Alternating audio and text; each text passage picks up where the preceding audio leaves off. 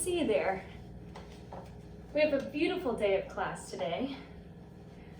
Although, I'm not really quite sure if Mr. Rogers is canceled or not.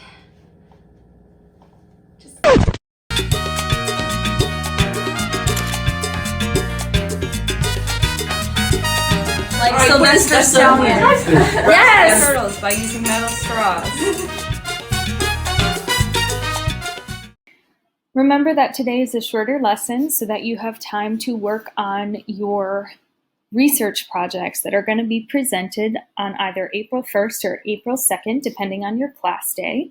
That's 1 week from now, so make sure you're working on those projects. Today we're looking at radical reconstruction, and where we see that word radical, it means extreme. So these are some of the ideas that radical Republicans put forth to reincorporate Southern states into the Union after the Civil War and meet the needs of formerly enslaved people all throughout the United States. So we're going to start with some notes. Each box has a different slide, and you can pause this PowerPoint whenever you need to.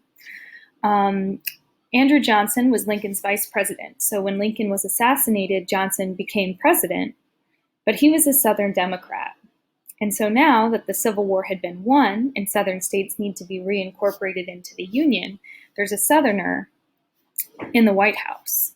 So he did oppose secession of the Confederacy in the first place, but compared to Northern Republicans, especially those radical Republicans you saw yesterday pushing for the 13th Amendment, he was relatively sympathetic to the South. Because of this, many people in Congress opposed Johnson. The questions Congress was faced with immediately after the Civil War was how the South should be rebuilt. Should that be the responsibility of the states to pay those debts, or should the federal government step in to aid with Reconstruction? How should the states that seceded be brought back into the Union? And how should former slaves be incorporated into the country as freedmen and women? Now, this second question brought about something known as the Southern Problem. Many radical Republicans in particular felt as though the people who fought against the United States should be punished. They did believe that Southerners should be recognized as citizens when they choose to re-enter the Union, but Southern state governments in particular should be punished for secession. Regarding the third question, Congressmen needed to ask themselves how freedmen and women would be treated in Southern states.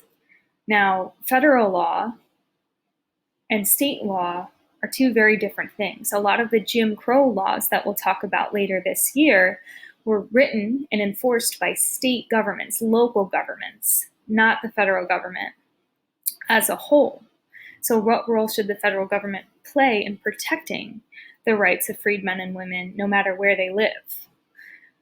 How would Northerners address the issue of including former slaves as citizens in society? As we've mentioned many times this year, there was a Back to Africa movement in the North. As freed slaves moved from the South into northern cities, many white Northerners called for them to go back to Africa. There was more segregation in northern cities than there were in southern cities. So these were problems that needed to be addressed as well, especially as more freed people moved from the South to the North. And what were some major challenges that former slaves faced? We're going to see that a lot more in our next lesson when we look at this system called sharecropping. Many former slaves continued to live and work on the plantations they were owned on.